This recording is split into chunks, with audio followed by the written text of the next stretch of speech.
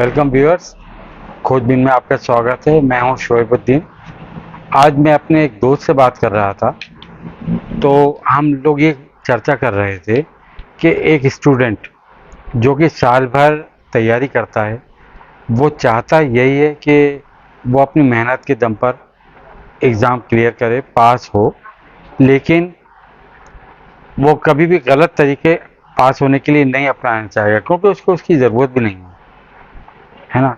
वो बीजेपी का जब चुनाव शुरू हुए तो कॉन्फिडेंस लेवल बहुत हाई था, उनका आत्मविश्वास से भरे हुए थे वो लोग। लेकिन जैसे जैसे चुनाव आगे बढ़ता गया, ना जाने बीजेपी का वो आत्मविश्वास कहाँ खोता गया।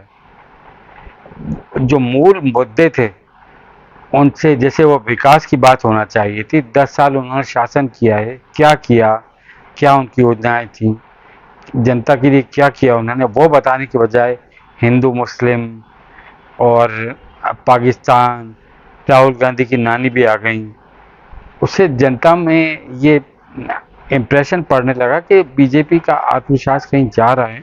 और जो 400 पार की बात करते थे, वो भी उन्होंने करना बंद कर दी। उसके बजाय अजीब अजीब से नई बातें आने लगी, मुद्दों से भटकाव होने लगा।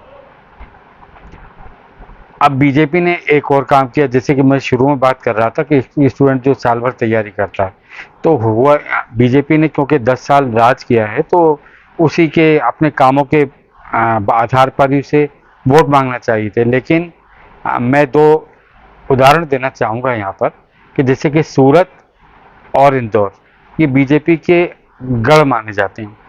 यहाँ बीजेपी को हार का डर आमतौर पर नहीं होता। लेकिन बीजेपी ने क्या किया कि सूरत में सारे जो विरोधी प्रत्याशी थे लगभग, उनका नाम वापसी करा दी। दूसरी तरफ इंदौर में जो कांग्रेस पार्टी मुख्य विपक्षी दल है, उसके प्रत्याशी बम साहब थे, उनका भी नामांकन अचानक वापस कर लिया। अच्छा, जो कांग्रेस प्रत्याशी थे वो सुबह तक सब्जी मंडी में अपनी पार्टी का अपना प्रचार करते रहे, लेकिन अचानक ना जाने क्या हुआ, 10 बजे वो गए और कलेक्ट्रेट जाकर उन्होंने नाम वापस ले लिए। अब क्या हुआ कि लोगों ये सोचने लगे कि कांग्रेस पार्टी शायद किसी निर्दलीय को समर्थन दे देगी, लेकिन कांग्रेस पार्टी ने बीजेपी को एक चौंकाने वाला सरप्राइज दे दिया।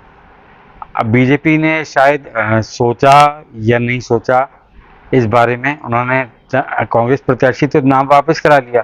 अब कांग्रेस ने क्या कहा कि हम किसी को, निर्दलीय को समर्थन नहीं देंगे, बल्कि हम लोगों से अपील करेंगे कि नोटा को वोट दीजिए। अब ये जब बात फैली तो बीजेपी भौचकी रह गई। इंदौर शहर में लगभग कहा जाता है कि ऑटो में और जगह जगह बैनर और पोस्टर से, 2 लाख पोस्टर से इंदौर शहर को पाट दिया गया। कई जगह बीजेपी के सुनने में आया है कि कार्यकर्ताओं ने उन पोस्टर्स को फाड़ा भी है। लेकिन बात फैल रही है। अब क्या है कि वैसे हार और जीत हर चुनाव में चलती है। इंदिरा जी और अटल बिहारी वाजपेयी जैसे बड़े बड़े दिग्गजों ने हार और जीत दोनों का स्वाद चखा है, लेकिन वो हार जीत चुनाव का एक चलती रहती है चुनाव में। लेकिन अब शायद पहली बार ऐसा होगा कि नोटा को इतनी बड़ी तादाद में वोट मिलेगी। लगभग कांग्रेस को जितने वोट मिलने वाले थे, सभी शायद नोटा को वोट दें। तो ये भी बड़ी एक सरप्राइजिंग बात होगी। अब होगा ये कि शायद ज़्यादा जल्दबाजी में कांग्रेस प्रत्याशी का मतलब नामांकन वापस तो करा लिया गया, लेकिन अगर नोटा को ज़्यादा वोट पड़ते हैं तो एक बड़ी अजीब सी स्थिति होगी, और शायद बीजेपी, जहाँ तक मुझे लगता है, इसके लिए तैयार भी नहीं होगी। अब देखते हैं आगे क्या होता है, ये तो वक्त ही बताएगा, चुनाव परिणाम बताएगा। हम ये मेरी एक वीडियो ख़त्म करने से पहले आपसे एक अपील है कि प्लीज़ मेरे चैनल को लाइक कीजिए, सब्सक्राइब कीजिए और अपने कमेंट्स कीजिए।